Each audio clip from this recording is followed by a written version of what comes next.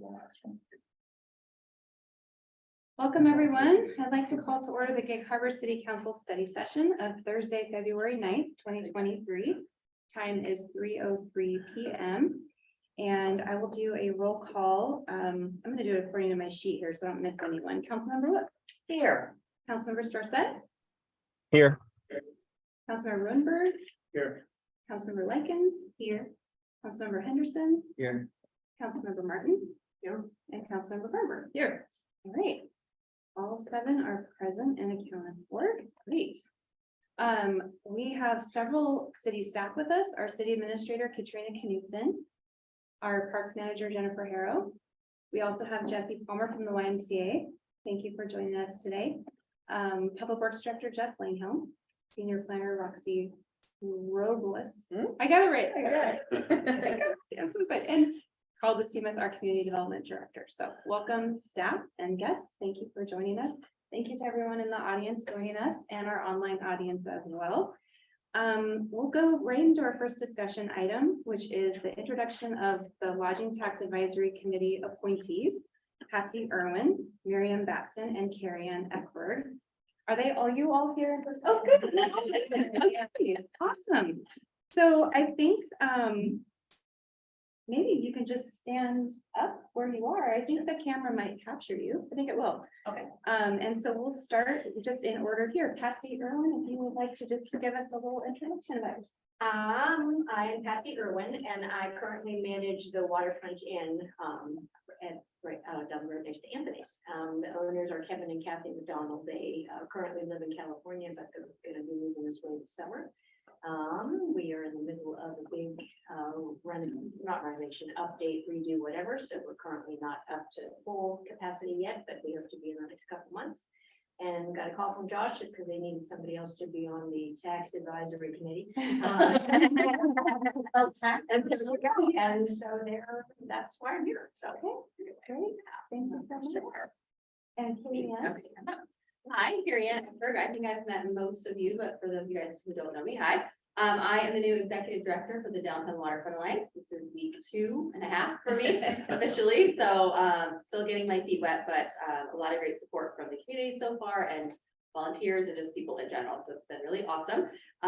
The outgoing director kind of mentioned to me that the LTAC thing is kind of a big deal, kind of important. And so I did some research and thought that, yes, it's very important for us to be part of this and to partner with the city and to just be able to bring, what the Alliance shares to the meetings and to the community. It's such a great partnership. So this is just one great way we can continue it. That's why I'm here. Thank you. Miriam. So I'm Miriam Batson. I'll try to get into the camera. Here, sorry. The owl just does Owl its thing. will Fine to go to. Okay, so I'm Miriam Batson. I'm the Gig Harbor Chamber of Commerce President and CEO. And one of the things in the past, we have served on the LTAC committee, and it's an area of importance to us just because of the economic vitality for our community. And so it is something that we're constantly looking at.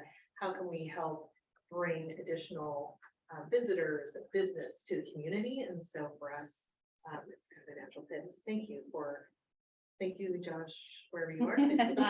He's there. Yeah. Thank you. Thank you so much. So this is more of an introduction, but any comments or words from council members? Thank you for serving. Thank you for serving. You're going to do a great job. Thank you. That will be great. Thanks. Great. For you to know everybody. Yeah, thank you all so much for introducing yourselves, and we're excited to have you. So thank you. All right, so moving on to our second discussion item is our sports complex naming rights, and I will turn this over to our parks manager, Jennifer Harrell. Thank you, Mayor.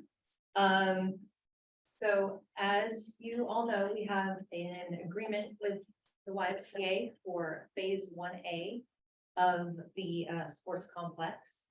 We are moving along with phase 1B and they are moving along with phase 1A. So we were approached by them recently because they have a Gig Harbor resident who wants to donate quite a bit of money to the project. And the YMCA has naming rights via the agreement with the city for a phase 1A fields and sports complex. But in order to secure this donation, they are seeking naming rights for the entire sports complex. So that would require an agreement or an amendment to the agreement that we have with them. We have an MOU and a lease. I put some quotes from both of those in the memo that you have. So I was gonna hand it over to Jesse Palmer from the Y to talk a little bit more about that, and he probably has more answers to the questions that you may have than I, but so Jesse, if you don't mind. Well, thanks for the opportunity to present this proposal. For the last several years, we've been in the silent leadership phase of our capital campaign to develop the 2 play fields for the sports complex. And we've been mostly meeting with local individuals who have really high capacity and an interest in youth sports. And it's been really challenging over the last couple of years to get in front of these folks and share the project that we've been working on. I am pleased to say that we've raised 2.5 million for the sports complex from 6 individuals here in the harbor. So we're making some progress. It's not as fast as we'd like, but we're continuing, we're persisting. Back in late December, we had a couple of volunteers who scheduled a visit with local resident Keith Harnish. You know, he had expressed some interest in the project, but wanted to hear some more. Our 2 volunteers went, presented this information to the family. And the report back from that initial meeting was very encouraging. He was interested in the project and he wanted to help. So a couple of days later, I got the opportunity to meet with Keith and share a little bit more about the history, the background on this project, answer some questions that he had about the phasing, sequencing. And what became very clear to me from that initial meeting was it wasn't just about the WISE phase 1, it was about the entire complex and seeing all 6 fields for the entire complex. Unfortunately, Keith can't be here today to share his interest in the project or youth sports, but I've had the opportunity to sit down with him a handful of times over the last 6 weeks and hear his own account. In fact, he was in front of city staff last week. But you know, he shares with us that he grew up in Kirkland, and he likes to remind me that's when it was a blue collar town.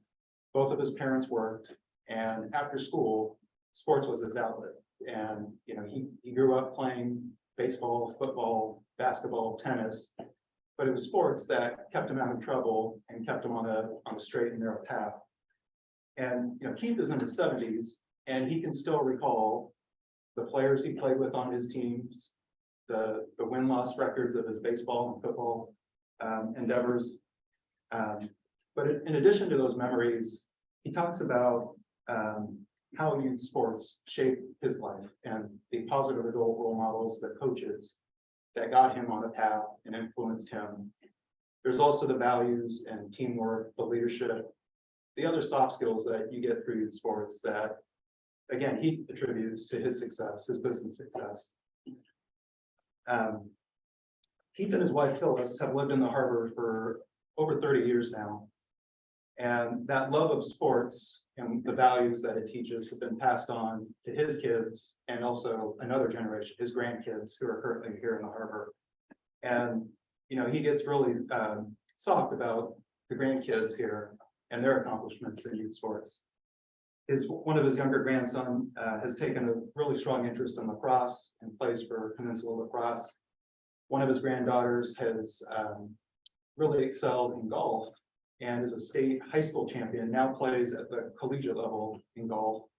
And then he's also got a grandson who is the starting lineman for the Gig Harbor Tides football team. So he's very proud of his grandkids and their accomplishments in sports.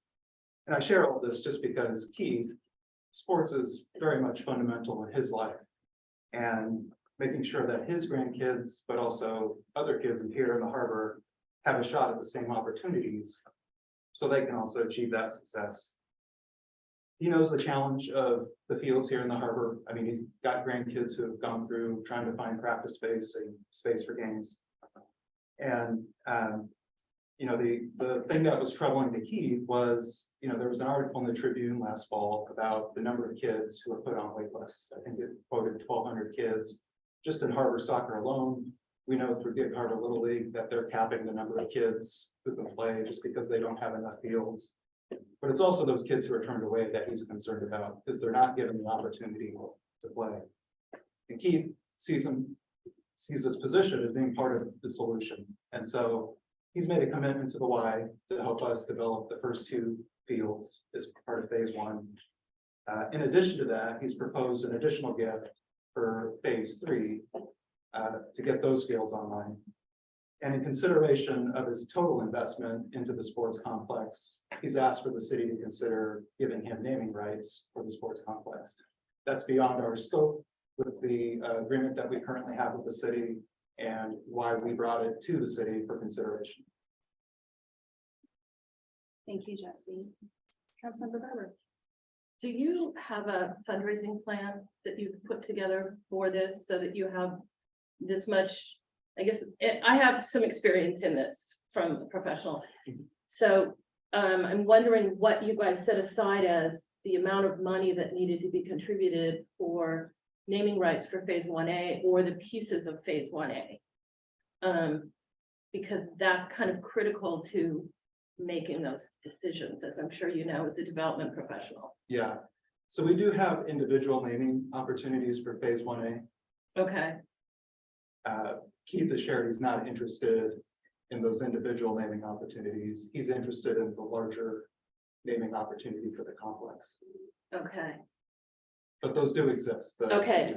I guess my concern then is I don't see how we could offer him naming rights for the entire complex without a naming rights plan for the entire complex. That's the disconnect that I have.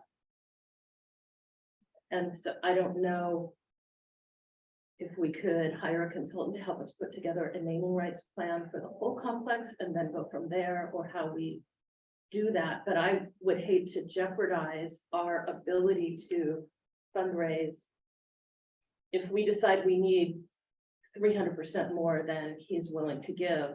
We've given away a big chunk of our fundraising ability by not having naming rights to offer to Alaska Airlines. I mean, I'm just making that up, but a bigger, someone who comes along later. That's a concern that I have.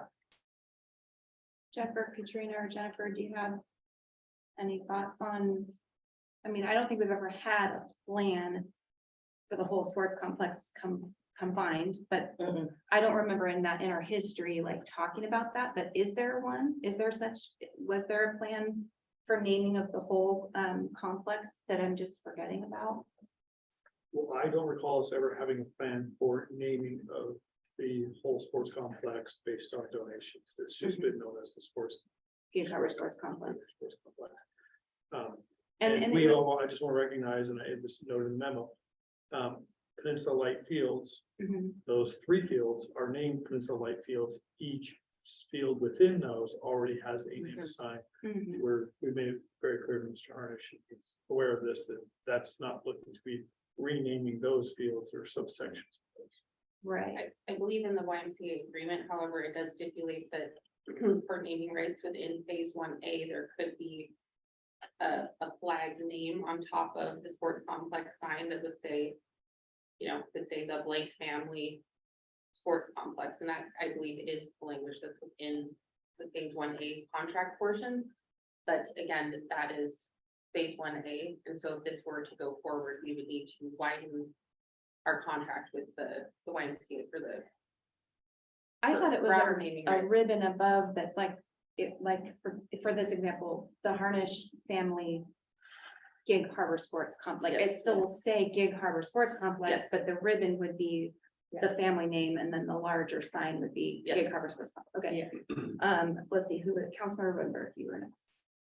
Can you tell me what the YMCA's total financial obligation is for all three phases?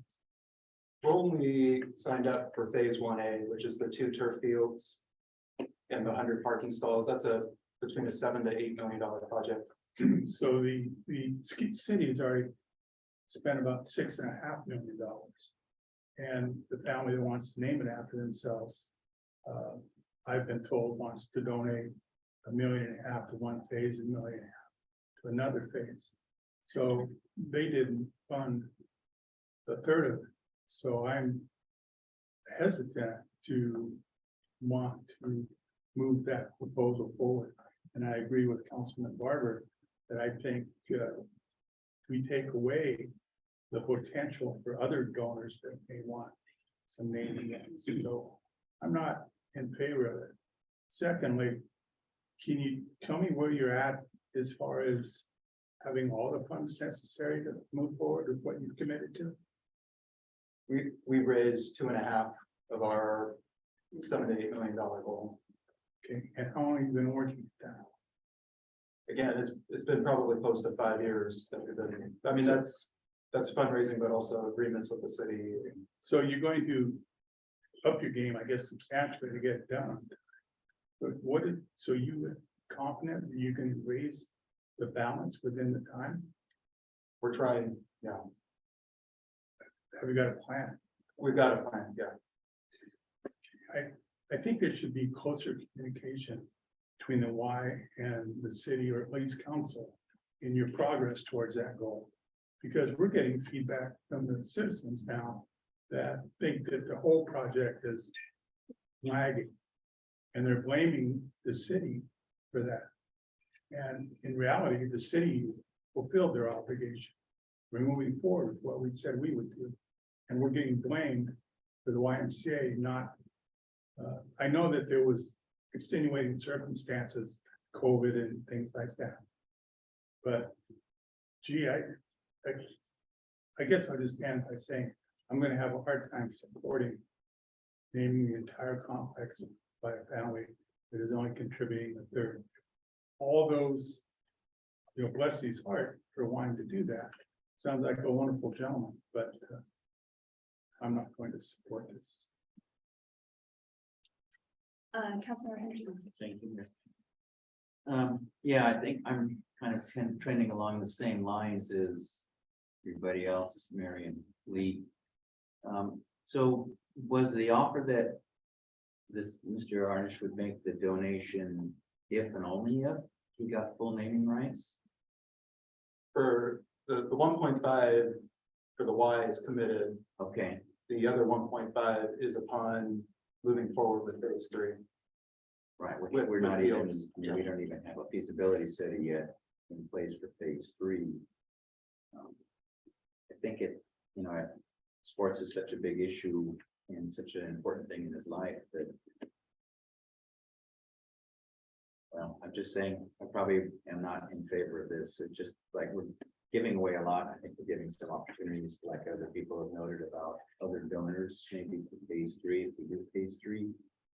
I know in our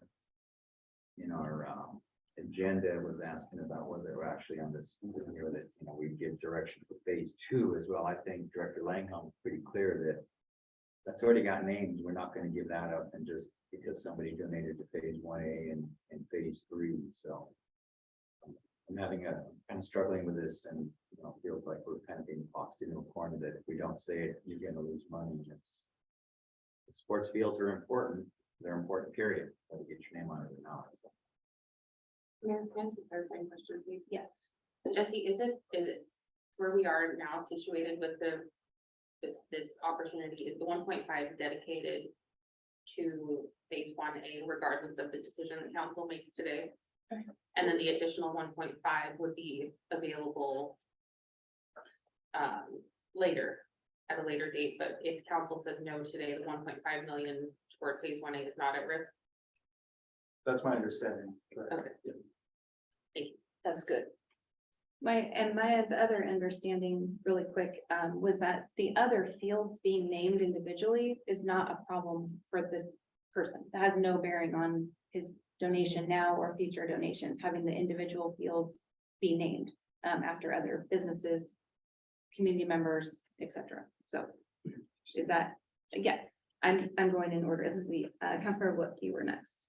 Oh, I think most of my questions have been answered. Thank you. Okay, Councilmember Storsett, I saw your hand go up. Yes, thank you. First, I want to say thank you to Jesse. That was a great, somewhat a short recap on how the sports complex is going. Also a great story on the Harnish family, who I know has done a lot of very generous things in our community. I like hearing the additional story with with sports and his grandkids. My question I have for you is this something that you guys are willing to negotiate in the naming rights? Of wanting, when you're in your capital campaign, which you guys have had many that have been very successful, so I have no doubts that you guys will, that you wouldn't be able to do this. So what are your thoughts? What do you think in your strategy of offering up naming rights to the whole complex, not each of the fields, but how does this benefit you? Obviously, that's another half of the money coming in, but how will it hurt you in any way, you think, going out with other potential donors? Yeah, I could see, some benefit with it. There'd certainly be a lot of excitement if we could say, he's giving 1.5 to get this first phase going, but then also there's 1.5 in the future to get phase 3 done. As part of those master planning meetings back in 2018, where people came out in droves and said we needed more turf fields here in the harbor. And, this gets us closer to that. But yeah, there's a lot of excitement that comes with this gift, the naming of the complex. So I can't think of anything negative. I do understand the concerns of council. Does that answer your question?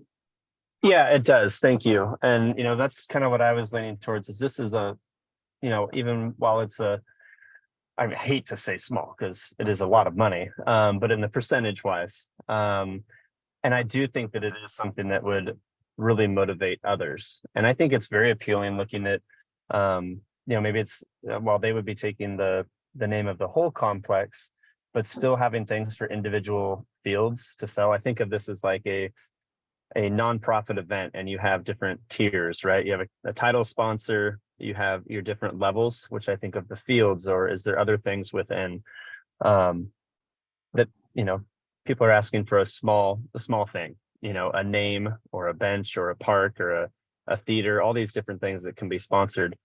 So I guess, thank you for you answered my question. I think that was important for council to hear.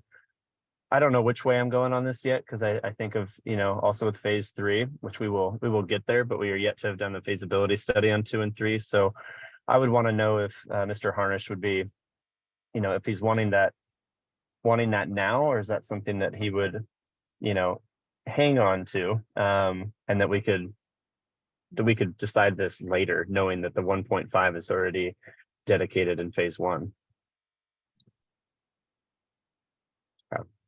Thank you. Thank you. Councilmember Martin. Yeah. Echoing a little bit what I've heard from everybody here. One, thank you for bringing this proposal forward. I think that's really important for us to hear all this information. Just to clarify for me, probably more than anybody, the 1.5 million, is that included in the 2.5 million that you stated that the YMCA has already raised? Yeah. Okay, so it wouldn't be additional on top of that at this moment. Okay, that's helpful. And then, if I understand the MOU correctly, the YMCA has the opportunity, if they wish, to give Mr. Harnish and his family the naming rights to 1A only at this point. And you believe that would work right now, and you would not be in jeopardy of losing the 1.5 million. Is that correct? I heard two statements there. So the first one is, I don't believe Keith is interested in naming just phase 1A. His interest is in the entire. Right. Okay. And I don't believe the 1.5 that he's committed to phase 1A is in jeopardy. Okay, that's helpful. Thank you. Appreciate that.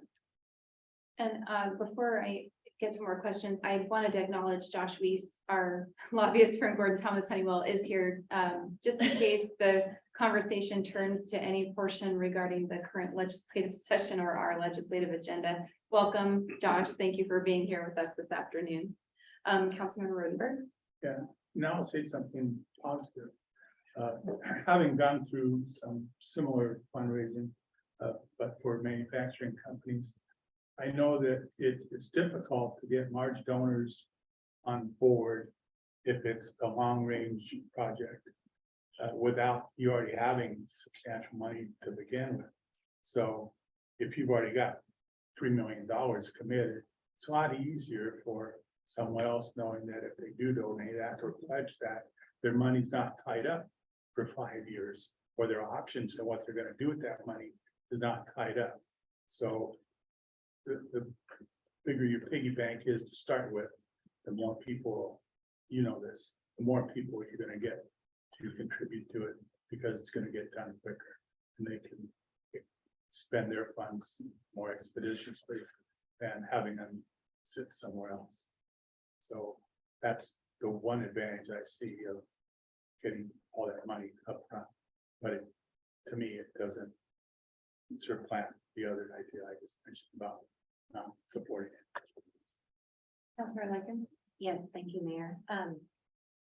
I agree with what's been said and taking it all in, and a lot of my questions have been asked, and I was actually wondering about the same thing that Councilmember Rodenberg just asked. Is it helpful, because I've been a part of big fundraising campaigns where if you have, you know, we've reached this much, you get your big donors first, and then you go out to get the other things. I like the idea that Councilmember Barber brought up about a plan, you know, that we have some sort of plan, and it seems unclear to me who has, I mean, it sounds like Gig Harbor Sports Complex, and the naming rights are only specifically in the contract for phase 1A. And we don't have anything else in the agreement or in the plan for naming rights, is that correct?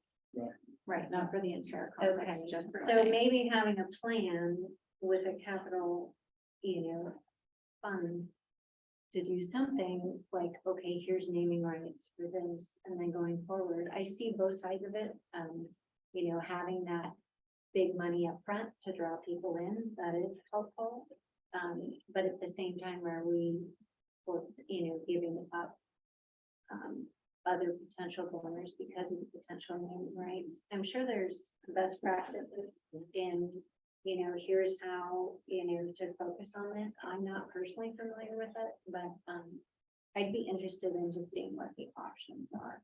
You know, maybe get some more information. Next one, Councilmember Yeah. Blakely. Yeah. So phase 2-3 feasibility study, we are preparing to get a consultant on board soon to initiate that. Okay. It's not in the draft scopes, that's one of it, but we did not fund to do this part of phase 2-3 feasibility study, but we could talk about preparing such a plan as part of phase 2 and 3 if we wanted to have just the donation aspect of that included in phase 2-3, because those are the two parts of the sports complex we don't have construction dollars for. Right. So when we get to the end of our feasibility study, we will have that those dollar amounts estimated. So then we can make So a we could- plan. Yeah, so how much, you know, Mhm. is it gonna be a $30 million total, Okay. $25 million total? So we can identify, or if somebody's donating, are they donating for 50% of the total cost or what have you? So, And to go along that, you know, the Y is a partner in phase 1 with us. And we haven't committed to being partners with us on any future phases, but we can always talk to them about that, include that in that plan. Sure. Yeah, I like that.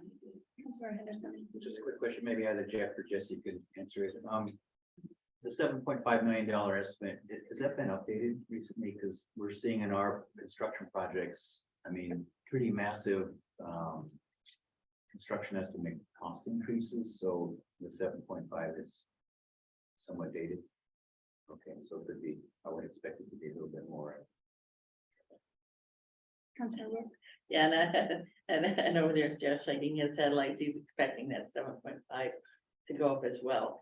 So after listening and hearing everyone, I'm very much in favor of looking at a real plan to see how much those dollars will be for the entire thing. And if that happens in the feasibility study for 2 and 3, that's a good idea. I'm not in favor. I don't think I could support for $1.5 million naming rights for the entire sports complex. And I'd like to look at the monies involved and where it's coming from. Thank you, Councilmember Barber. Yeah, I was just, as part of my research and reaffirming what I thought I knew from experience, I reached out to a friend of mine who's head of development for a state university system. And she sent me their policy from the Board of Regents for how they name buildings. And to name an entire building and a building addition. New buildings, building additions, or building wings may be named in honor of a donor if a minimum of 50% of the privately secured funds for the project, but not less than 1 million, is contributed by or at the direction of the donor. So that was there for a building, and then she sent me a couple of other things about naming existing pieces of a building. I've done fundraising for a chem lab, which cost $10,000 at my alma mater, kind of thing. So there are different pieces that we could break all of the sports complex down to allow for naming rights and excitement that I'm sure are in your existing plan that you guys have done for 1A. But I really think that we need to do the plan for the whole, do a fundraising naming rights, at least chart for the whole thing before we can agree to the full gift. With great appreciation for the initial gift. Yeah. Should be a Friday. And the council member voting for it. Oh, okay. One more thing, I think regardless of what gets decided here today, to reiterate my point about the community thinking the project is lagging behind, I think the city and the Y should come out with a press release and say as much positive as we can about the progress, where we're at now, where we intend to go, and kind of how we're going to get there, because it's very discouraging to these families throughout the community that have children, and they're hearing some misleading statements by some people, and it's just not good. It really reflects badly on both the Y and the city. So I'd like to see something, a positive news release, as positive as we can make it and be truthful regarding the progress and our resolve to make it happen. Thank you. Councilmember Martin. Yeah, just to add, one of the things you might want to consider with the plan also is deciding whether or not we want corporation names and what is the filter on which we should be using. So there may be, I'm not saying there is, there could be an adult beverage company that wants to have their name on it. We may say it's probably not the most apropos thing to call a sports field, which is trying to attract children. It's just getting that policy is really important. It's really so you don't have to face those types of things when someone all of a sudden says, we'll pay for the whole thing if X happens. And then it's like, oh my gosh, wouldn't that be something, but we're grappling with whether or not that would be the appropriate name to do that. So I think that the plan is really important to that, to help us and to help staff, especially in the YMCA and anybody else that is attracting donors, that we have that just right up front. With the land into something that potentially could backfire on all parties. Thank you. In the existing agreement with the YMCA for the naming, there is one clause in there, and I think it's getting to what you're talking about, that the city can say no to a naming right for phase 1A if it would have a detrimental effect to the city. And I believe at the time, we were thinking if that was like the tobacco company or Budweiser or, whatever, that could have a negative effect on the city. And so that is in there, at least for that portion, but I think, having that established outright, what types of names we would not consider would be good idea. And I'm not saying no or yes to any of that, I'm just saying you haven't planned to call. Yeah. Do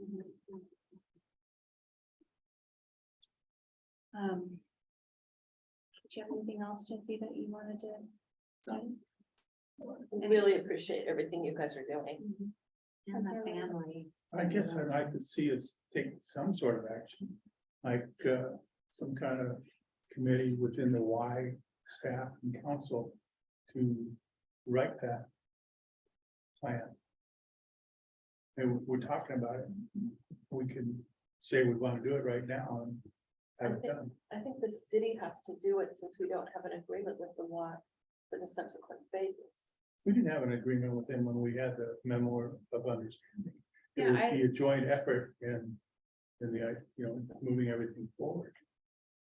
Katrina and Jeff, I mean, would this be like an ad hoc committee? Would it, that could be formed? Would this have to go to the Parks Commission? I mean, what would be our, and Jennifer too, I'd love your input, what would be the most efficient and easiest, fastest way to get this done is basically what I'm asking.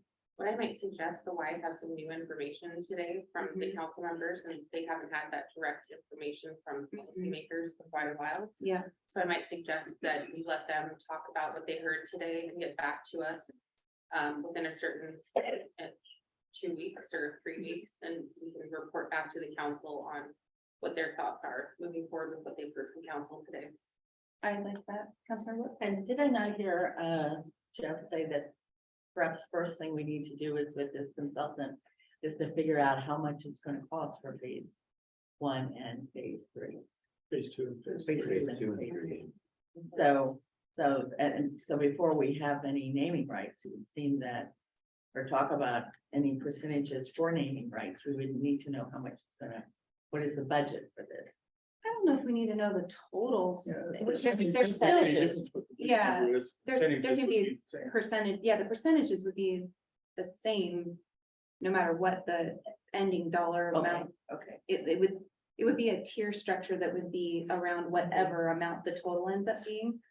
Kind of similar to what you were talking about, where it's like 50% is the whole thing, 10% gets a bench, or, I mean, it would.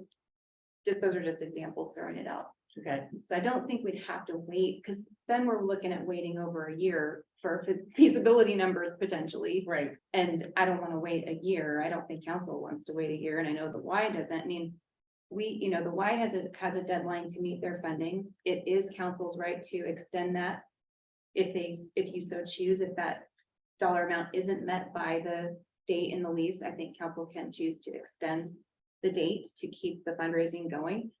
But I think Councilmember Rodenberg is right on. We need to start putting out just constant positive messaging into the community.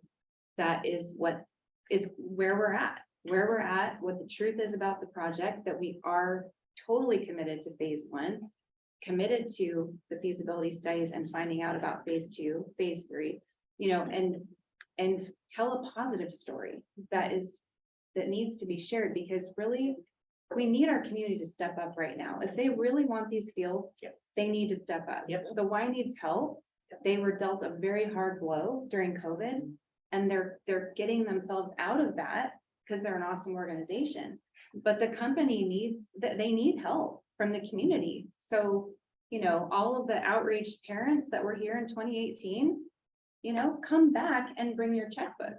And I hate to be so bold in saying that, but Right. True. It's true. And when I went down to Olympia to meet with our legislators, it was, they've got so many projects and a very little budget, and the projects that they are gonna be able to convince their budget writers to write are ones that are like almost baked, like they're almost done and they just need the legislature to get them over the finish line.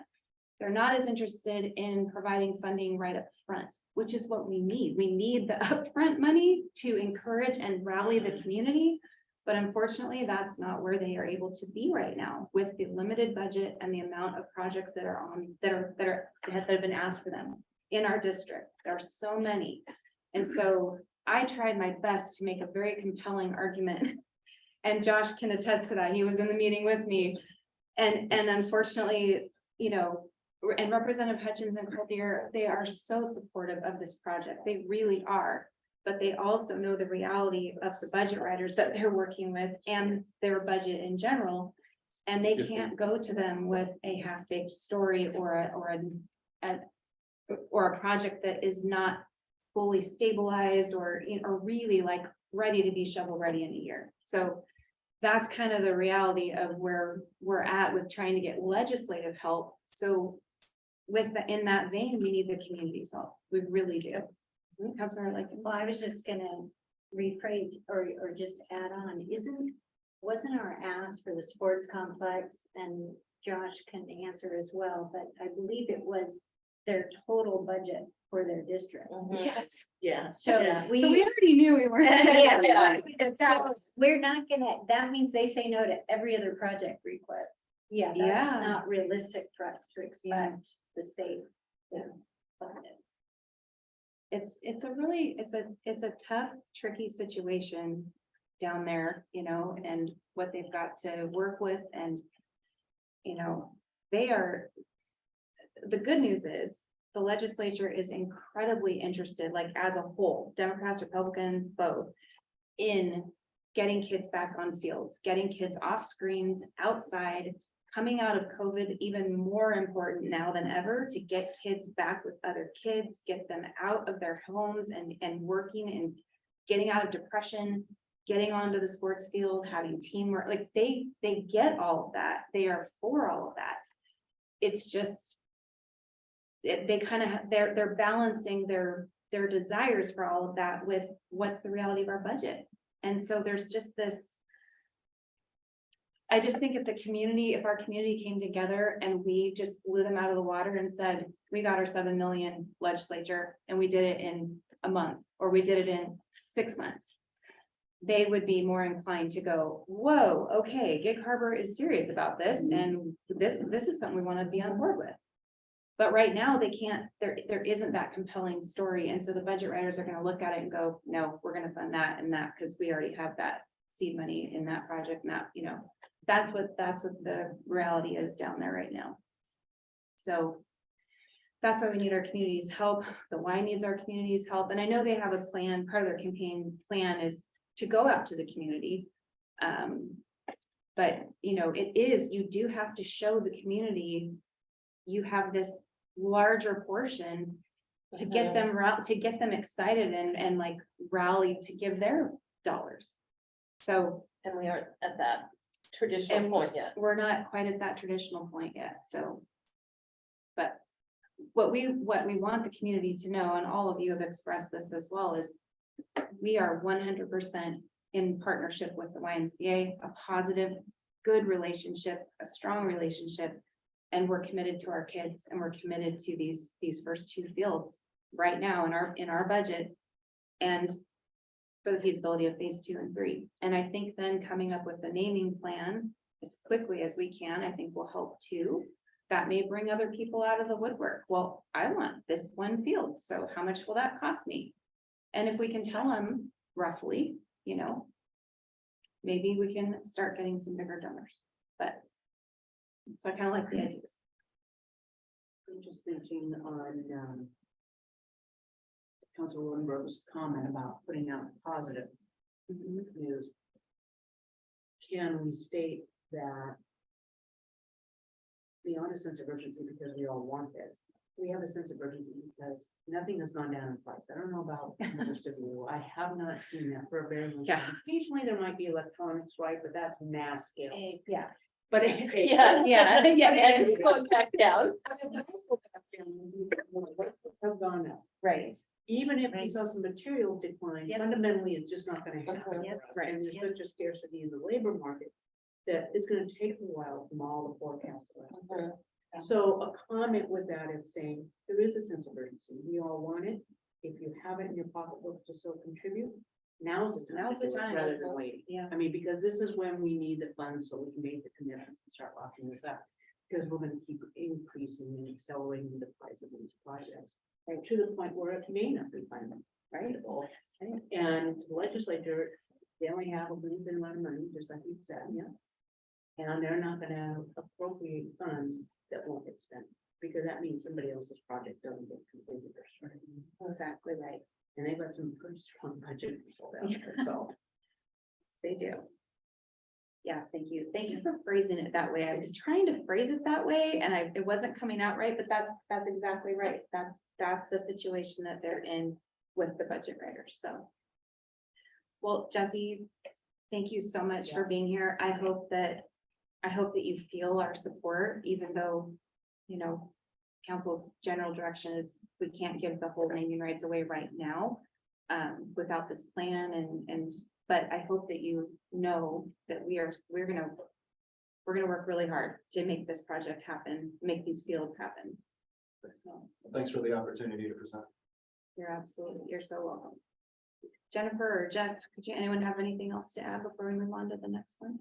Okay, all right, well, you can hang out or you can, I don't blame you. Mayor, just real quick, if Yeah, I may, I yeah. just want to make sure that you pass on, the thanks to the Harnish band. Yes. It's hard to say no to an extra $1.5 million. Yes. But, Yeah, just the story's compelling and we appreciate it. yeah.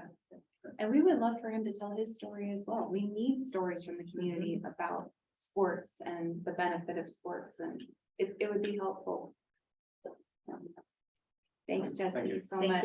Thank you. So we'll move on to our third item, which is our climate action plan update. And our senior planner, Roxy Robles, she will lead us off in this staff report and discussion. Oh, it's right here. Are you sharing this, trying to share your screen? I'm an elder millennial. You're in what? An elder millennial. Oh. I love it. Must be approaching 40. Yeah. All right, so today, I'm sure many of you are aware, we started a climate action plan update. We hired a consultant, Cascadia, and they've been really impressive. I'm really impressed with their project management, and they are like really on track, maybe even ahead of schedule with their greenhouse gas emission inventory data collection. So really excited to see what they get out of that. So today, I just want to give you an update on what to expect from the plan and also get your feedback on how many touch points you want throughout the planning process, because I know you all are pretty excited about it. So just to recap our accomplishments so far in the last year or so, we formed the CCC PAC. We got a number of recommendations from that group on comp plan amendment. We added climate change goals and policies to the comp plan by ordinance 1301 in November. We secured a climate planning grant from Washington State Growth Management Services, and we hired Cascadia, and we're on our way to having a final draft of our because we can still play with it after of our climate action plan by the end of May. So, I'm sorry. Oh, I just said great. Oh, okay. So I just want to go through a couple of the parts of the climate action plan that we're going to see. So we have the inventory analysis. They're working on gathering greenhouse gas inventory data. That includes getting, information on emissions from Pierce Transit, our wastewater treatment plant, different stormwater sources, our traffic counts. They're not making up any data, they're gathering data, because I know that was kind of an issue that came up with the CCC PAC. So not reinventing any wheels there. They're going to analyze it and get a better understanding of what the emissions within Gig Harbor proper are. And then based on that, set targets for emissions reductions and through different strategies. That kind of goes to the next piece of their analysis. So they're starting to put together kind of a suite of adaptation and mitigation strategies that will be vetted through public outreach, and we'll get to that in a second. They're going to do a cost benefit analysis, and then, kind of merging the measures and the cost benefit analysis together to kind of get a prioritization of what the direction that we want to go and policies that we may want to adopt in the future. So, Can I ask a really stupid question? absolutely. What is an example of a climate adaptation and mitigation measure? That's not a stupid question. Okay. I don't. I was wondering the same thing. Thank you for asking. Wait. No questions are stupid. So that would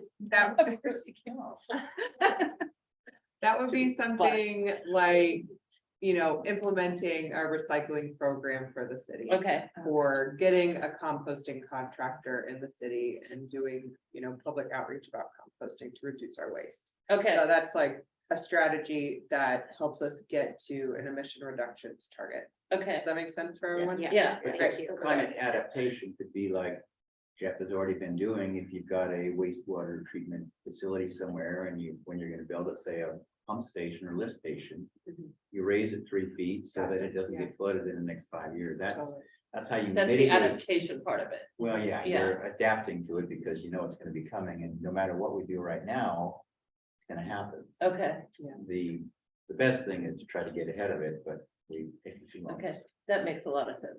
That's where Where is May in, on that thing up there, on that slide up there? So you said that we'll have the plan by the end of May. Is that at the beginning? Is that when we get the inventory? Is that in May, or is Oh. May the council? I have two different timelines we'll look at. Okay, Yeah. great. Thank you. I'm just talking about the pieces of the plan right now. Okay. But yeah, we will Okay. get there. Got it. I'm really excited about the public engagement plan that they have put together. So public engagement is gonna start next month with an online survey. They're gonna be doing outreach throughout the community.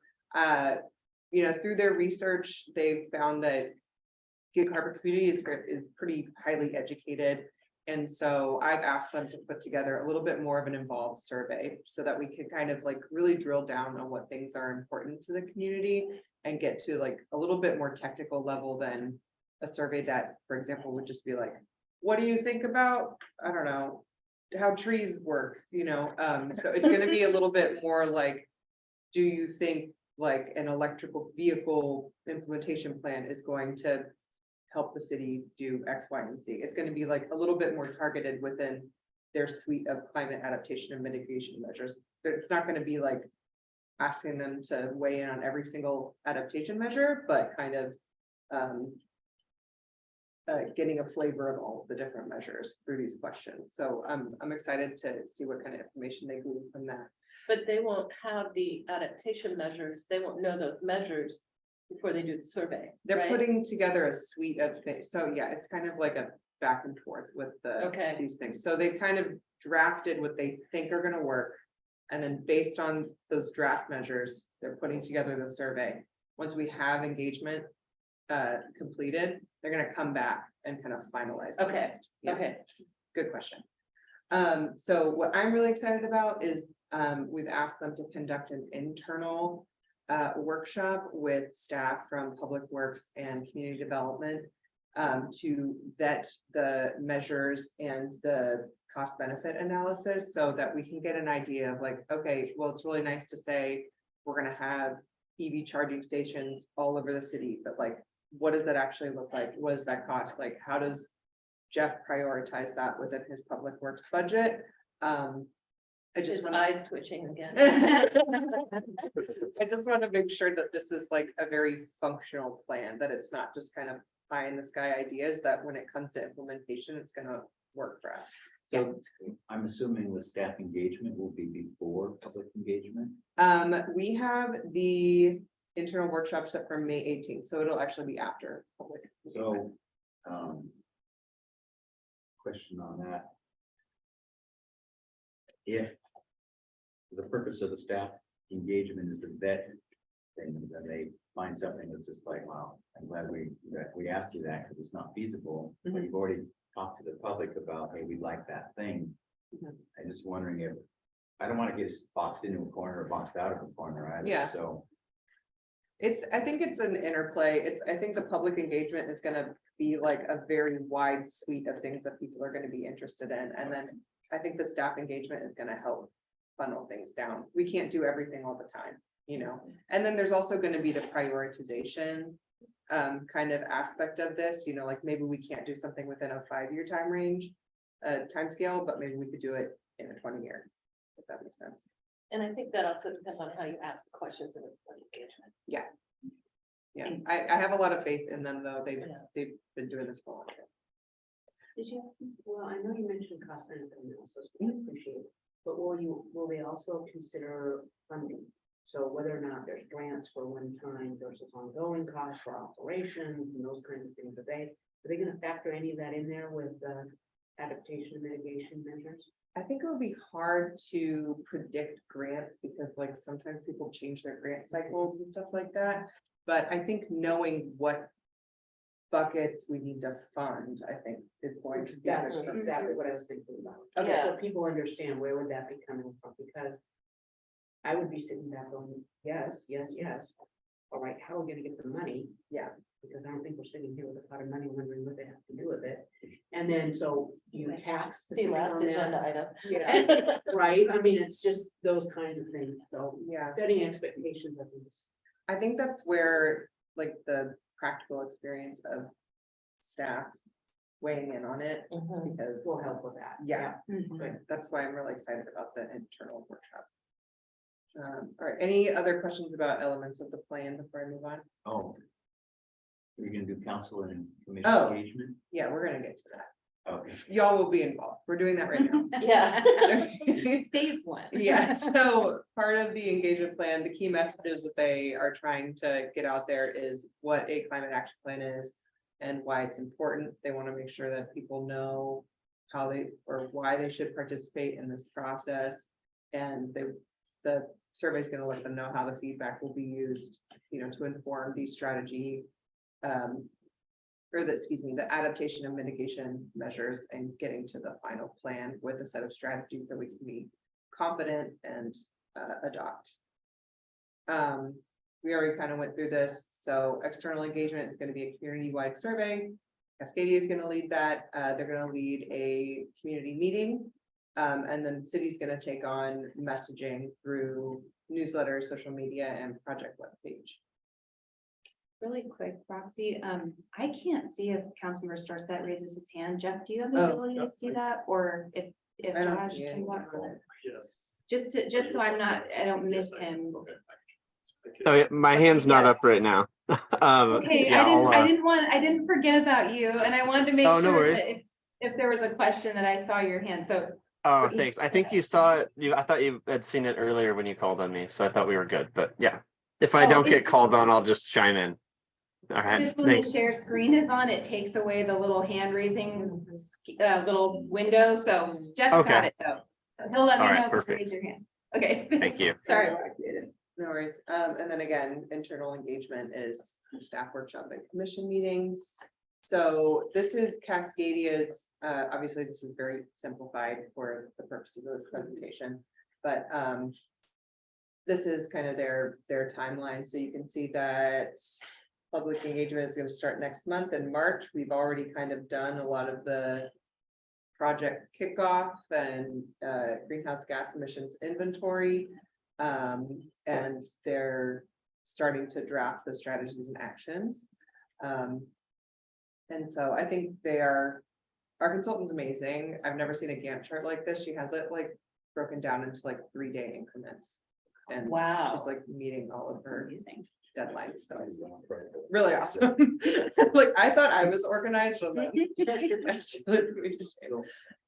Yeah, Is the council and commission meetings? on we're there? good. Next Oh, slide. next one. Okay, thank you. Yeah, so this is the, full scope for the consultant.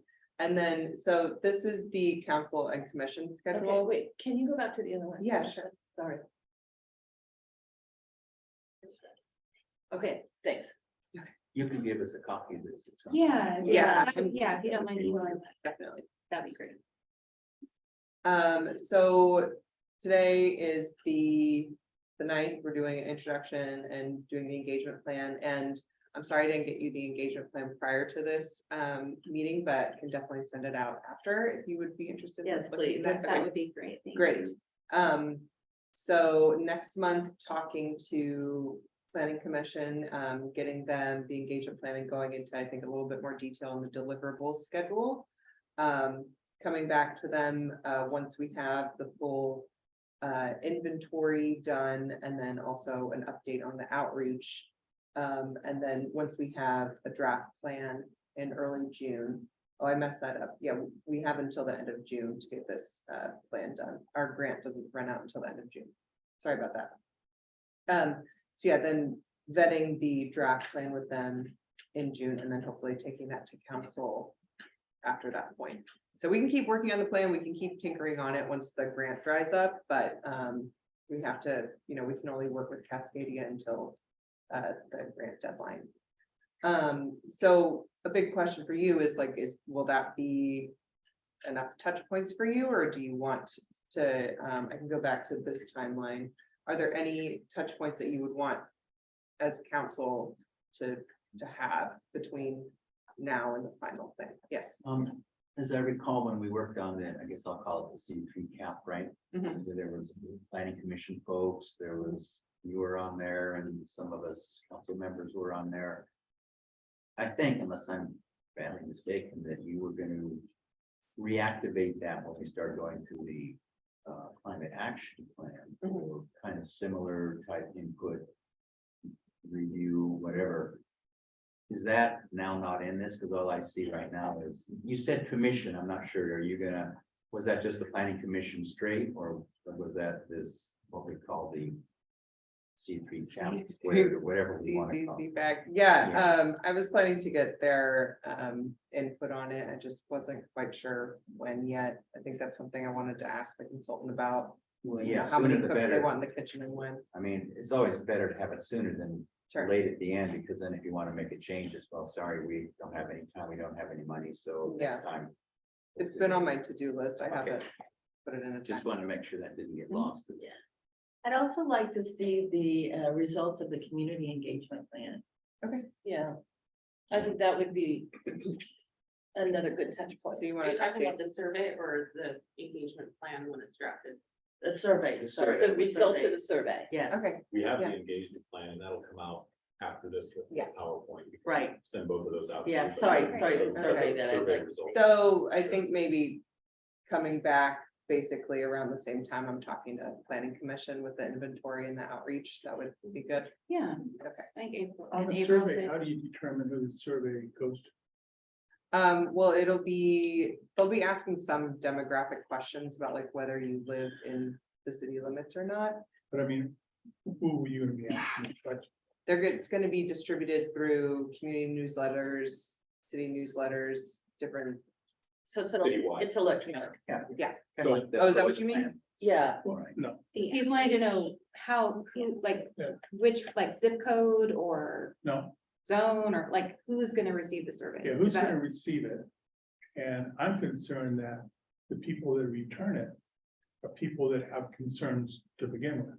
Mhm. People that may oppose it, so I think the results of the survey be skewed towards everything you want to hear, instead of people that maybe don't like this or that idea. If you just,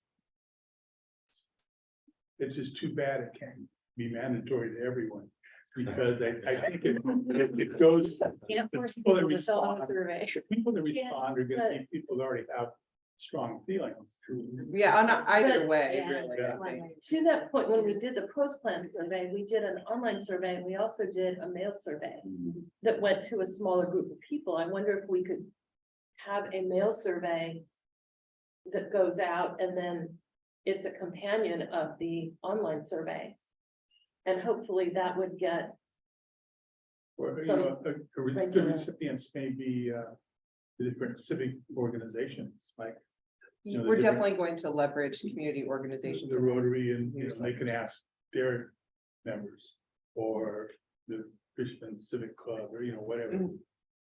Yeah, Also, you might think about putting a note in our monthly or bi-monthly bill. Definitely, Because yeah. that worked pretty well for the others. Oh, Bill? Wait, yeah, Yeah. the big one. They're already mailing it to every house. Yeah, and that's, I mean, that's an easy way. You just put in a little flyer, Build with a stuff in. QR code or something, and I mean, that's a kind of a free way of doing it. It gets to a lot, well, it's everybody in Gig Harbor. well, if you pay your bills online, you don't get it. But yeah. if you- Yeah. So somebody said, who was it said recently that the city is now captured? Yeah, The we've added email that addresses of all those people, so Mhm. that those folks would to our also be on total this. listserv for the Yeah. city. Yeah. So everybody who's getting utility Oh, bills that's now on that. We Josh get- has added yeah. that Get the to list. survey. Oh, Yeah, that's. so Yeah, they that's- get that'd the, be so they'll great. get the email and or if it were a physical Yeah. postcard or something, we haven't worked out exactly what that was. You could try to get as many people as possible. You have to get a majority even on a vote. Even presidential votes, not everybody Yeah, I votes. mean- And if you don't vote, you don't have a say. That's my yeah, bottom line. typically survey return rate is something like 10%. Yeah, it Yeah. is. I mean, it isn't very high, but I Yeah. don't remember what we get on the pros for About that, 25, 25%. which was really high. We were We really were high. actually pushing Yeah, that big that time, is- so- But it's also how we market it, like, you know, Yeah. Yeah, Facebook, Gigabyte, Yeah.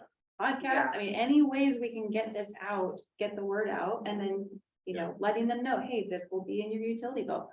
this is coming to your email soon, keep an eye out for it, or, you know, Yeah. there's ways that we can really encourage people. Social media. Social media, That's and, you know, great that we have all. yeah. Yeah. So the adage is, what's in it for me? Right? Why do I want to take the time? Yeah. To do it, and I think working with this group, hopefully they've got experience on that, it's how do you grab. it? Yeah, how do you, yeah. I do. Yeah. So, okay, so study session in April, Yes. we'll So have that, and then results of survey will come to council. You could probably email that to council, Give I them a guess. credit on their utility bill for filling out. City within MRC newsletter, that's actually, they talk about having a drawing for so many Amazon cards randomly drawn, that there are ways that you can incentivize people That's interesting. legally. And How can we do that I without it sent being that a? article. Yeah. It was Oh, in. I saw it. today. Oh, okay, check into that. People love a good Well, contest. because we asked them to do something to be. Come on, Tracy. That's true, that's, Keep up with it. I know, I need to keep up with You it. could Okay. use some of the gift cards I bought for you in the email you sent me. Yeah. Which one? Yeah. Which one? She does them almost every day. Okay, we're getting off track, we're getting off track. That's my tea. that's all I had. So Thank you, so thank you, much. Roxy. And thank you, Roxy. Appreciate, Look forward to work. And I have to say, I love your PowerPoints yeah. every time you come in Good. here. Always, it captures the. Yes, thank you for emailing that to us after your presentation, that's great. And thank you, Carl, for any assistance you've been providing as well, and All support staff. will be there. great, great. All right, thank you all. Thank you. How would you all feel about a 5-minute break before we go into our CIP? Okay, let's adjourn until 4:15. We'll come back at 4:15. Welcome back to the Harbor City Council study session of February 9th. We're moving on to our fourth item, which is our active capital improvement project schedule update. And this report is from our Public Works Director, Jeff Lingholm. Thank you, Mayor. You might have noticed in this version of the active CIP schedule, I did not highlight anything in yellow. There's been a lot of changes. I just left it blank to start the new year afresh. And then starting from this point forward, as we proceed, we'll all be highlighting those parts of the schedule that have changed from the previous schedule. I also want to tell you that Mike Simmons and I are looking at a different format to present this. So that you don't have a schedule set separately from the actual details. We're looking at putting something in a map. We can click on and have some sort of dashboard, but it hasn't been able to produce a schedule that I like very easily, and I don't want to take a significant amount of staff time. We can do that now, but the staff time is going to take to develop this and update it every time would be pretty scary. So Mike's working on it, I'm working on it, we're going to get something soon that will be different and easier, and it'll be just something you can click on webpage. And that goes along with the request from council to be more having this information more readily available to the public. Really appreciate Jeff and his team kind of taking that on and looking for ideas for how we can get the information that they're already putting in here out to citizens, so they know all the great work that the team is working on. Yeah, That's great. that is so cool. Well, and it might help reduce public records and all that. It very well could, which Josh would be very happy about. Okay, so I'm gonna bring up on the screen the calendar, or the schedule that's started at the top. First of all, I want to acknowledge it's not anywhere near as pretty as Roxy's presentation. It's hard to be. Sorry, but I too like blue. Yeah, I'll take it. You know, you're taking that. It's very clean, it matches your shirt, so. Yeah. Okay, so I'll just, as usual, just run through a bunch of these.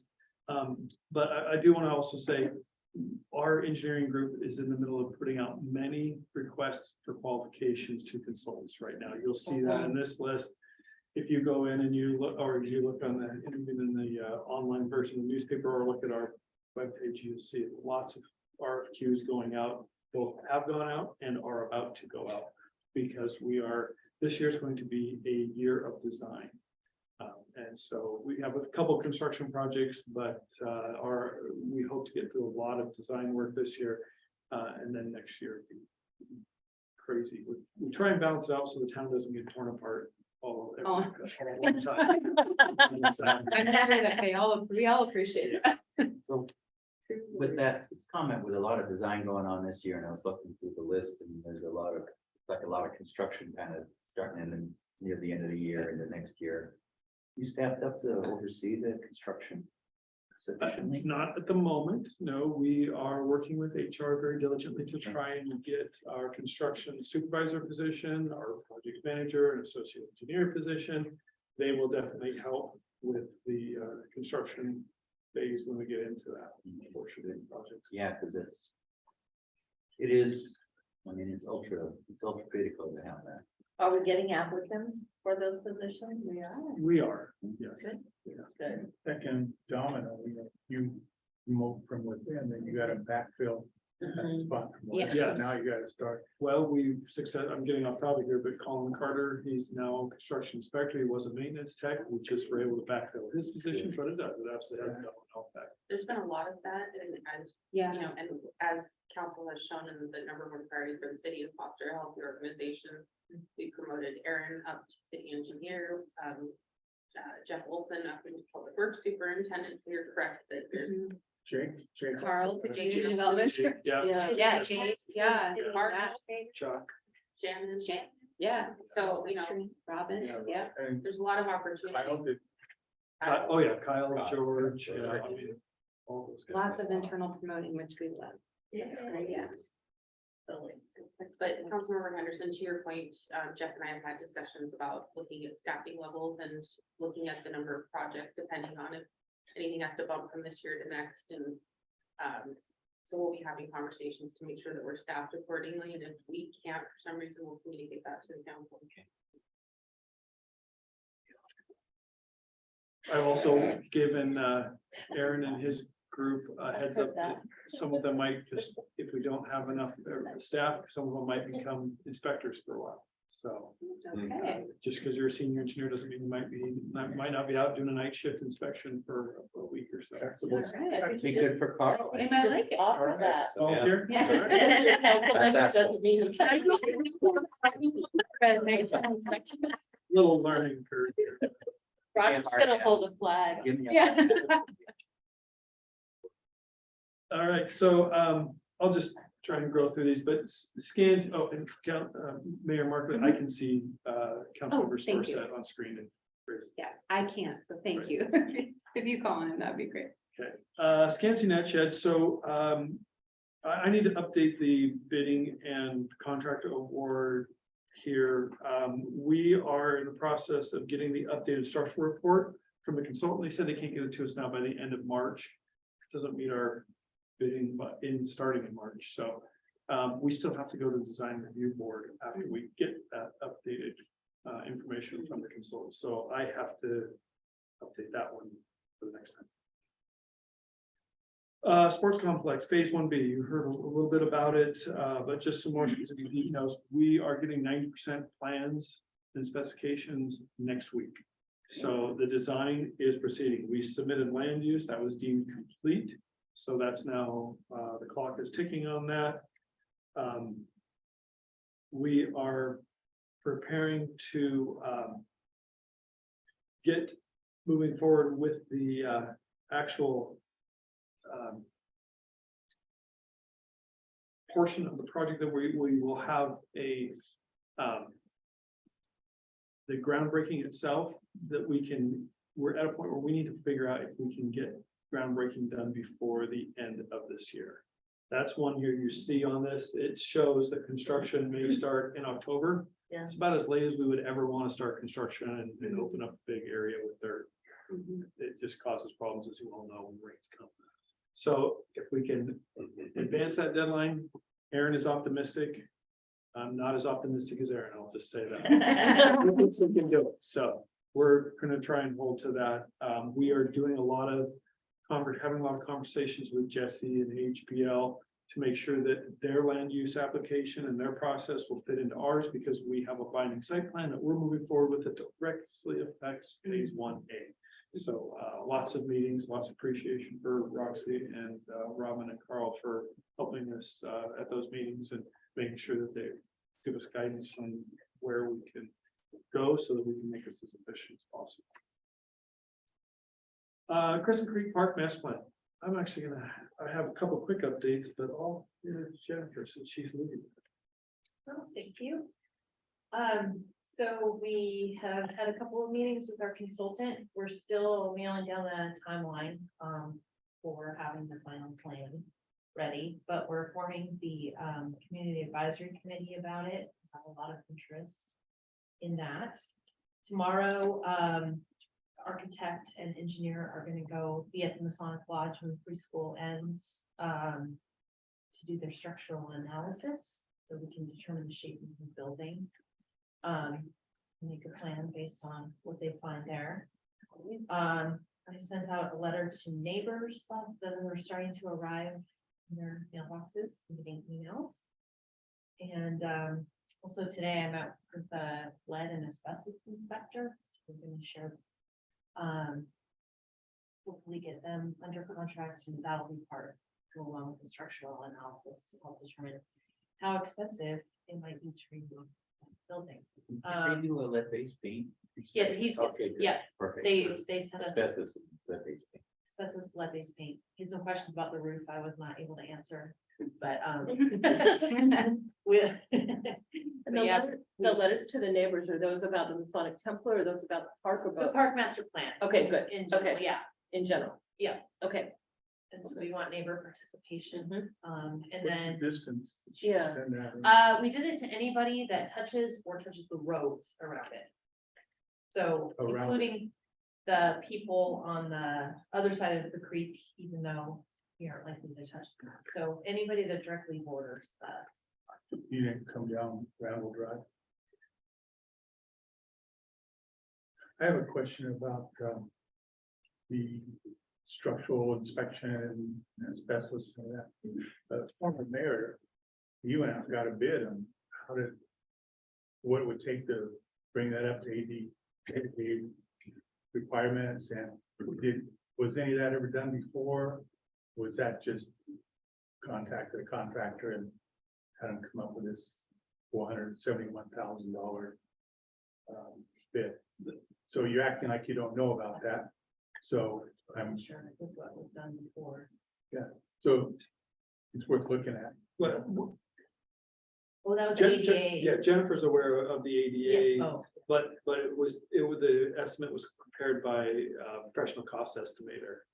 And it was for ADA only, it had nothing to do with any structural repairs. Hmm. So that was just to install facilities to make it ADA accessible to the main floor. Was there something done about the windows, restoring the windows?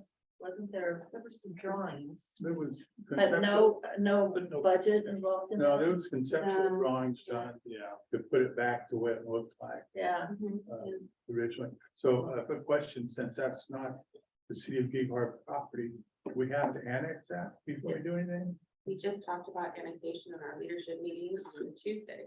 So the cost of annex, you get a bargain price if you do a bunch of it, or is it the same price if you do that little acre? half acre? It's better to do both.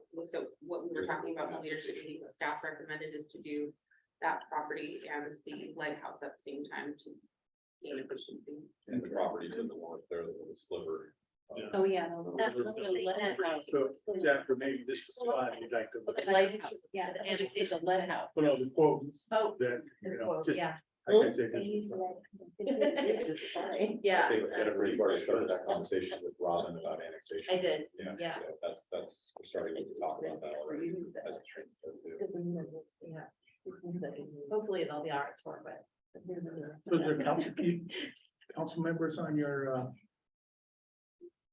what do you call it, stakeholder group? I haven't reached out to council members. We have a park commissioner and planning's been looking into the planning commissioner. I'm a neighbor and a council person, so I'd be interested Okay. if that's something that can be done. I also know that there are people on north, that end of north of Harbor View that walk in the park a lot too, so there might be some neighbors a little bit extended from what you've done that you might wanna. You've probably already heard from some of them. I have, but, yeah, we have to, we'll balance keeping it like a It manageable has to be size. manageable, yeah. It's tough, but it's definitely not set in stone at this point, so. At some point, it'll go to public comment. That's when all of them can chime in, right? So- Yeah, and then I'm keeping an email list of just people that I'm gonna keep informed and send out materials and stuff like that, but, that won't necessarily come to the CAC meetings. And, right now they have, 3 CAC meetings that'll be staffed by, or that our consultant will be at, and then we can meet in between. As we see, that or share more information. Yeah, this is happening with that project right now. All right. Thank you for that. And for all the work that you're doing on that. I'm so happy to see that moving forward. Sports complex, phase 2 and 3 feasibility study. We are actually finishing the RFQ right now. We'll hope to get that out on the street very soon. Oh, no, Friday. Done. Check them. You Not probably good at told me that. Okay. It's 2, 3, great. Commercial fishing home port design permitting. We met with commercial fishing club last week. Was it already this week? Anyway, It's Tuesday, I know. It's Tuesday. Tuesday. Okay, it's Tuesday. So we met with them and they are generally on board with everything that we're doing. We were just talking about the last few stages of what we need to do. And some of the, where we are with that is we're specifically also talking about the Port of Tacoma application. Last year, maybe it was 2 years ago, we applied for Port of Tacoma funding for design and permitting. That was a collaborative effort between staff and the commercial fishing club. We have the same application, we're updating it, we have received a little more input, we're gonna finalize that and submit that by the deadline, which is February 24th. We're gonna be asking for $200,000 for that grant application, or for that LEDIF, not a grant. But their total pot of money, I think, is 250,000, so we're gonna be asking for a large amount of that, hopefully we get most of what we're asking for. Did you find the mitigation, Did I find the one? the mitigation, the overwater mitigation? Yes, what our consultant has been working with the Army Corps and National Marine Fisheries on is what we call beach nourishment or beach enhancement. So it's relatively cost effective, and since there's less and less overwater structures that need to be removed, this is an alternative I think it can be beneficial. It's essentially placing sands and gravels that the fish and wildlife biologists say is beneficial to critters living along the shoreline so that they can be more productive, and that will help provide a food source for salmon and so on and so forth. So we are looking at public facilities, in front of public facilities to put this beach nourishment, including the Osage Park, including Eden, and then looking elsewhere, whatever public street ends we have if we need it. So we also have another one in our back pocket if that isn't enough. The outfall at the end of Soundview Drive underneath Maritime Pier, between that and tides, there's an outfall there that is continuously eroding the beach. So if we have to, we can use that for mitigation for this project or look at other projects for mitigation. Would that be just a one-time mitigation or would we be locked into the longer term mitigation? We haven't talked to them about it. I'm Okay. hoping it'd be a one-time. Yeah, beach, I mean, sand nourishment, beach nourishment, that can get expensive over time. Yeah. My understanding is it's a one-time thing Okay. and come back to us, but that's consultation we're waiting for. Okay. Okay. So yeah, then we're moving into now building projects. Any questions so far on those PERC projects here? Public Works Operations Center, we are out to bid with that right now. We have a 4-week bidding timeframe. We're gonna hopefully, unless we have a addendum that moves the bid opening, we're gonna open bids on March 9th. That will allow us to be at city council by the end of March to hopefully award a contract for that. Yay. So that included then some of the de-scoping that you did for quite a few Correct. issues in there that Yep, doesn't there affect is the a, building, but just. correct. Okay. Yeah, there was a mezzanine in there that we removed and relocated. Oh, that's good. Jeff Olson has been now meeting, he's now starting a monthly meeting with his operations leads, myself. And we're gonna be inviting IT to that also, so we can start preparing for what materials need to be bought to furnish the building. And I said, move forward with that. Wait till we actually award a contract and then you can start purchasing materials. So we're getting all queued up and ready to go for that. How project. nice for our Great. staff out there. Yes. Holy Yeah. cow. Yep, they're already talking about, well, how they're gonna repurpose the existing Great, limited space Yeah. that they. great. So Okay, Civic Center HVAC upgrades, there's gonna be an investment grade audit that I hope to have the council. A proposal for investment grade audit, of the council at the end of this month. This is working with McDonald Miller. We, as you remember, entered into an agreement with Department of Enterprise Services, been working with them.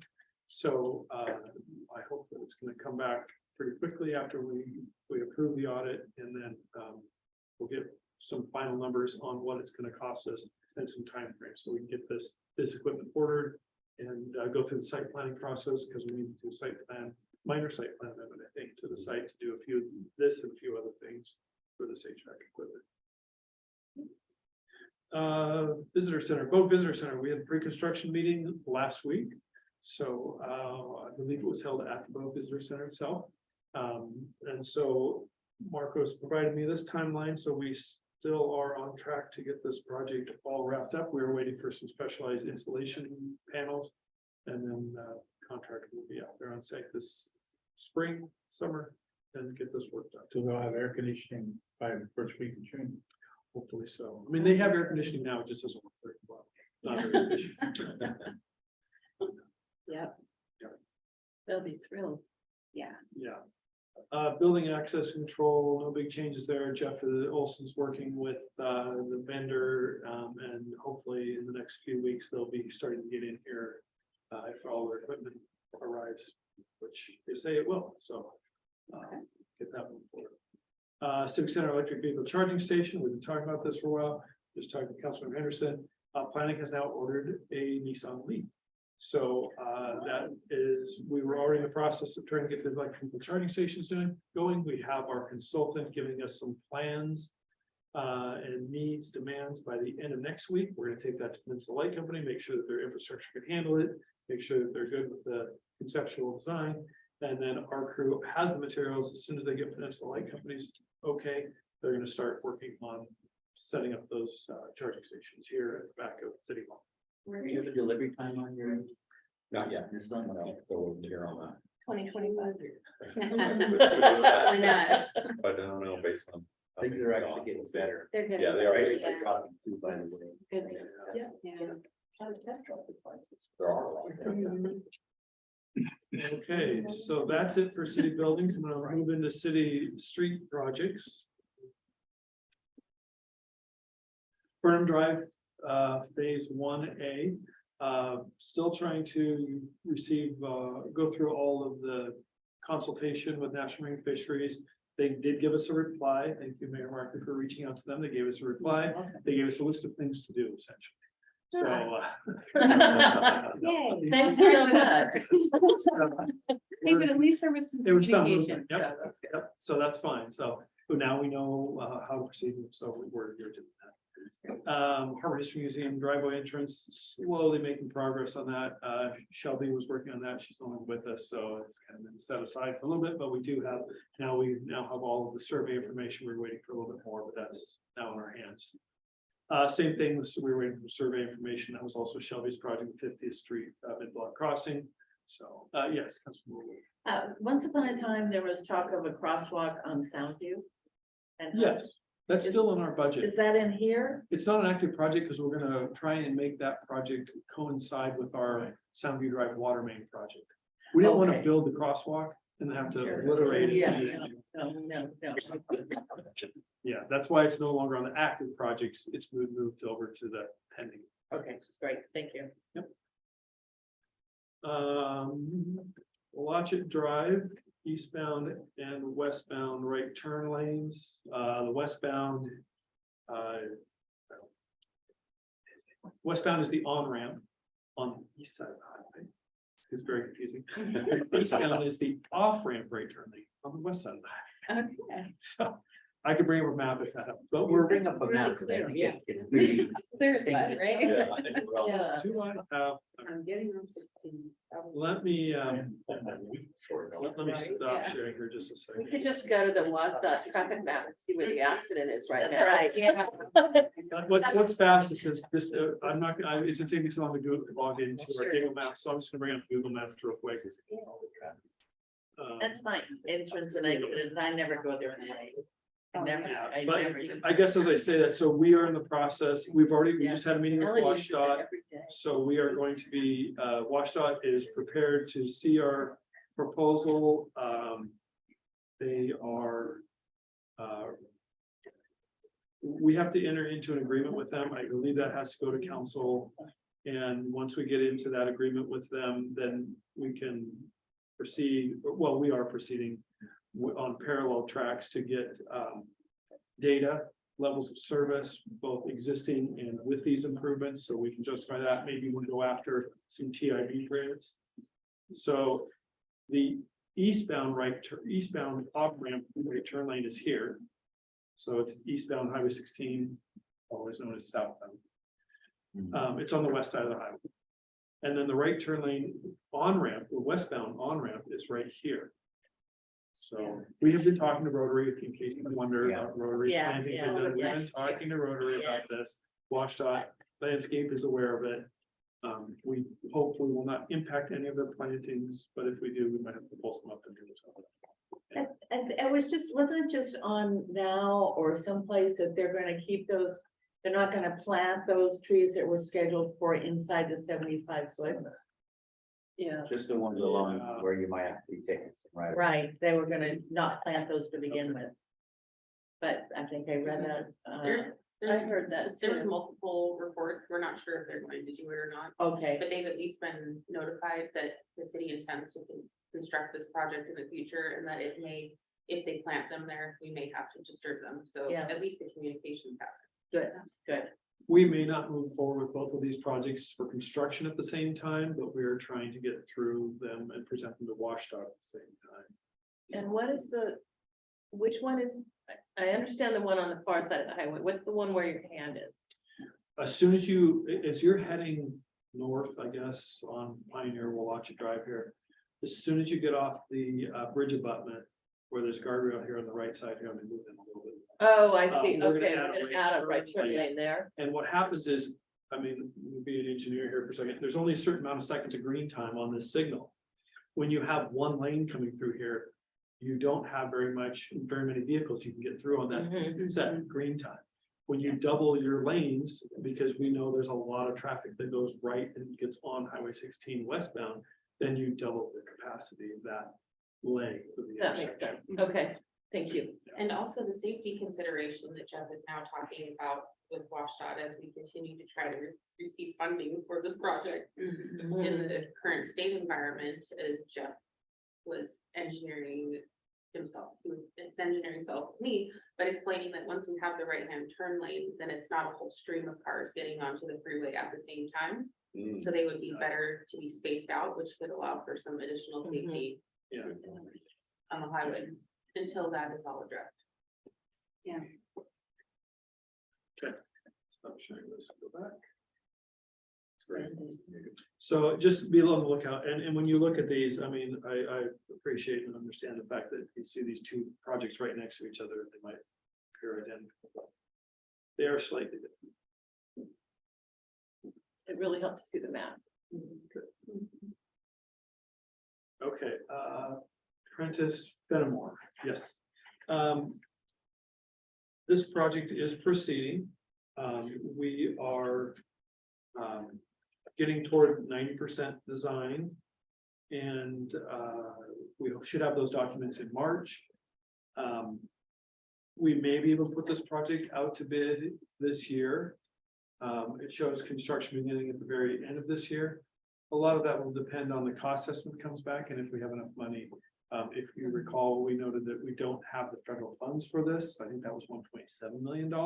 So Aaron, Stephanie and I have been talking about how we're going to fund this project. Once we put it together, we're gonna start talking to Katrina and then council and have a solution on how to fund this project, so. If it requires, it's done for better or for worse, we don't have huge safety issues here. So that's good because we don't have safety issues there, but it's not good for trying to get grants. Huge frustration issues there. Yes, with, residents and then school kids and everything. yes. And I think the parents would be surprised that there are no safety issues Maybe. there, from what I Maybe understand. sell their naming rights. Councilor Seth had this- Storsett has his hand, yeah. Yes, I do, Jeff. I rarely disagree with you. Right, for this Um, project. But yes, there's definitely safety concerns here. You know, I know the street well, and I've walked it with you, and Jenny came out. I know you came out another time with other council members, but it is a sketchy road. It's highly walked. I would argue it's probably one of the most walked roads in Gig Harbor, you know, that doesn't have sidewalks. And with a middle school on it, the businesses, a blind corner, steep shoulder. I really hope there's a way that we can find this. It's too bad about the other funding. But this, I definitely think, is a big concern area. It also connects down to, you know, to Peacock, to our public transit. And yeah, I mean, I definitely think it's a safety concern.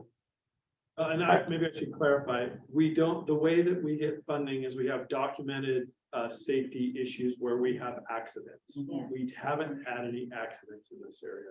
Wait until somebody gets. Yeah, I'd say I know I know we could get on a debate on this, but you know, the last thing we want to have happen is an incident that's recorded of someone being hit. But we have had cars go off the road here into the trees. Yeah, several near misses, which I know we don't track exactly, but there's been plenty. Yeah. What's the funding source for safe schools? Is that just? That's what we were applying for, and when we were trying to go after federal funding, and we didn't rank high in that application. Again, when you look at, there are specific questions on those applications. How many accidents do you have where pedestrians have been hit? And we have to put 0. Yeah. Because we don't have any documented And accidents. there's no way you could say 0, but we know it's But gonna it- happen. yeah, how many, they didn't ask how many near misses either. Yeah. Yeah. Okay, 38th Avenue Phase 2. We have the amended scope and fee that's going to be on the council's agenda this Monday for the intersection improvements at 38th and 56th. That's not going to stop the design of the other portions of the work, but it's going to slow the whole project down a little bit because that needs to get caught up. And so the consultant is going to be there, but we still hope to be able to have this project completed and ready for construction in the first part of next year. Emergency water main intertie, still waiting on feedback from Washington Water on the emergency intertie agreement. Other than that, the design work is sitting there waiting to finalize. Once we have the agreement, we'll bring it to 100% design and get ready to put it out to bid. Sports complex water main, that's just waiting for phase 1B to move forward. Well, number 9, water rights. I have a draft RFP in my inbox. Stephanie prepared that, and it's just waiting for me to review it. So I will hopefully to that end of this week, first part of next week, and we can be out for well number 9. So selection. Soundview Drive water main replacement. That actually is out. That RFQ is out also. So we are getting some feedback from consultants that are interested in this project. And we hope to hear back from select a consultant soon and then kick that off. And that is up at the top of the hill. It goes all the way from just north, just downhill from Spinnaker Ridge. Is that Erickson? Yes. Yeah. So it's just north of Erickson, all the way up to the very top of the hill where Olympic and Secondview split right next to the old veterinary's office. And we might even have a couple other small projects that we add in there as additive projects to get the contractor out there all at once. There's a bunch of small little main improvements to improve fire flow through there, we're gonna add that in. And if they give us good money on an additive bid schedule, then we'll award that, request award for it. Okay. So, that ties back to that our rapid flashing beacon project. Mhm, yeah, yeah. Do we have a design for the rapid flashing beacon project, or do we need a design? We do need a design. We have a conceptual design right now. We have 2 locations that our staff has looked at. And we're going to either hand it off to the consultant that does the water main, or we're just going to work with them closely so that as they're doing their project, that we can just come in right after. Yeah, I was Our- thinking that, instead of waiting Yeah. until the end of the project and trying to get a design and. Yeah, no, get it, yeah, okay, yeah. good. I've Um, had several people ask me about that crosswalk. Yeah. Or about the need for a crosswalk. We've had quite a few in that whole Santa Fe Drive corridor. Yeah. Highly walked. Okay, wastewater projects. I&I repairs, that's something that we haven't yet awarded. I think, we were gonna be starting on that. I'm not sure why I kept that one on here. That one needs to be pulled off of the active projects. That's pending. Starting in October. Digester upgrades, yeah, Chuck and his crew are working on that now, so we'll just hopefully get something going here. Soon. Is our water being affected by the need to get that going soon?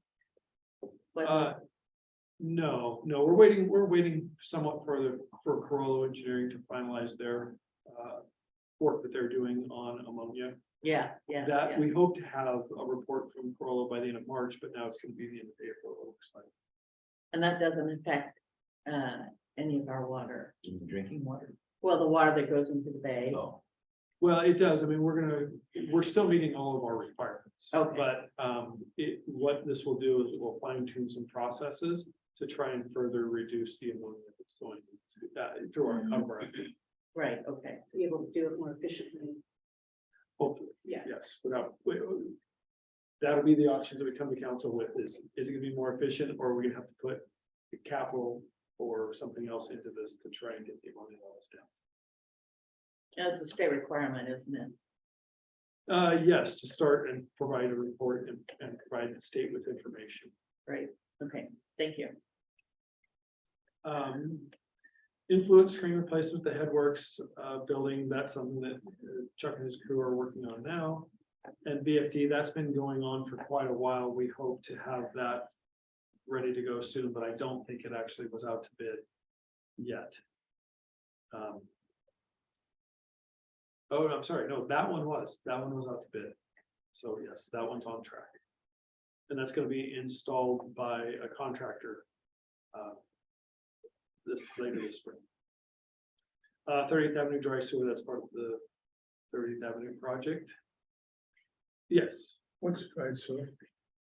it is sewer that does not have sewer lines that are installed, gravity sewer lines usually that are installed that don't have sewer running through them yet. They're for future use.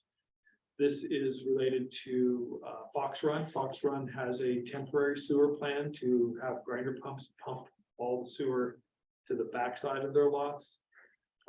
And because the sewer main was not installed in 38th Avenue, there was already sewer main installed in 56th. That it's just waiting for a lift station to be constructed. And we install these dry sewers sometimes, not usually, but sometimes when we have to do a major road project. The dry sewers in this area are extremely deep. They're 24, 25 feet deep. And so we don't want a developer later to come in and obliterate our roadway that we just spent a lot of money on. Just to put a dry sewer or just put an active sewer in. So then we get the money for that future from developer. We could get it through general facilities charges. We'll be talking about that when we talk about utility rates, hopefully in March or April. So it's essentially can be self-funding kind of eventually. To a limited amount. We could also do latecomers or utility local improvement district. Yeah. Because that's what will probably be needed for a lift station. That's lift station 10 is the one that would go there. And we, at some point, probably need to have that deeper discussion. So they have to pay for it anyway, right? I mean, if a new developer came in. They would be paying for that infrastructure. Right, so this is a benefit actually to them, because say if it's 2 or 3 years down the road, this dry sewer is already in there. And so it's gonna be more cost effective for them, so hopefully that should work on being able to have that be a charge. Trying to remember what the language is, but we have to show reasonableness, right? It's not a profit making. Exactly. Yep. And just so you know, Fox Run has a dry sewer. That entire roadway going into Fox Run has a dry sewer line underneath it. Our project will tap into their dry sewer. So the only thing that will be needed to connect Fox Run to its proper sewer location, all gravity instead of grinder pumps, is that lift station 10, which is right in front of the monument sign going into the apartments on 56. Drive down 56, you'll see an apartment sign. We own a piece of property right there for future lift station 10. And there's a force main coming out of that property that goes up to the gravity main. We just need to build the lift station after all this. Not cheap. No, Nothing. When, oh, this is probably, I'm just thinking when planning. That's some up We here, were allowing that's up here, that's different up here. I think those types of things. There's a lift station 10 now, we have the dry sewer there. We're gonna ask that. We want to have development go there. Rather than building only infrastructure, if not needed. And I know that's more difficult than it sounds because we have private companies doing stuff. I get that, but I didn't know if that was ever factored into that. Well, in a sense it is, but the way we do infrastructure here with private development is we put that on the developers to build it. So as you said earlier, this would be a benefit to developers in that area because there's already something to tie into, but oftentimes there's a latecomers agreement that comes along with the dry sewer line that's built in. And so those developers come in, they may have to pay a portion of the cost of that dry line when they develop in that area. So they're still having to pay their fair share. I don't know if that's the case in this situation, but that is oftentimes the case when we have a latecomers agreement. I don't know if I answered your question. No, and I probably, we can talk. Yeah, Murphy's. time check. We have Yeah. about 3 minutes left. We're almost through. Murphy's Landing Marina Navigation Channel dredging. We are just getting ready to hand this off to Murphy's Landing. We are. Yeah. So we're meeting with Mallard, or sorry, I say Murphy's Landing. Murphy's. It is Murphy's. Oh, Landing. Mallard's Landing, Murphy's Landing. We're getting ready to meet with them on February 16th. And it'll be the start of a couple meetings where we start to hand this off. And then as soon as we receive our nationwide permit from the US Army Corps, the plans are done, and we'll hand it off to them and say, we wish you well. Bye-bye. And then Burnham Drive culvert replacement, that's scheduled in with Burnham Drive Phase 1A. Storm pipe line slipping that we're going to. Yeah, that we're going to hopefully get out to bid later in March and award it sometime end of April. We'll start construction on that later this year. Summertime would be a great time to get that done. North Creek culvert replacement design. We were successful in submitting our grant application for that through FHWA and their culvert removal program. We have a $7 million, 6 point something $million construction costs on that project. We're requesting roughly $3.9 million from federal highways. We received letters of support from Puyallup Tribe of Indians and Harbor Wild Watch, Wild Fish Conservancy, Representative Kilmer, and we're going to be receiving one from Senator Murray soon. Cool. Yeah. Thank you to Katrina and Jeff, and they did a phenomenal job on the application. It's really.